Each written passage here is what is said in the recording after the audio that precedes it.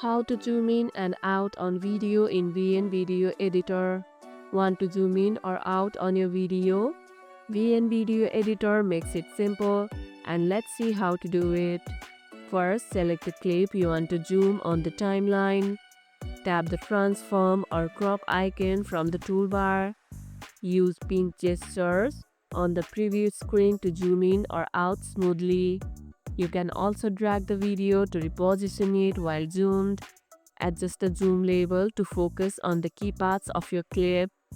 Use keyframes to animate zoom for dynamic effects.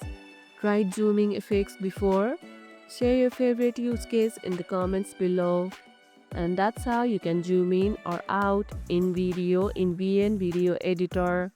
And if this video helped, hit the like button, share it, subscribe and leave a comment. Thanks for watching, and I'll see you in the next one.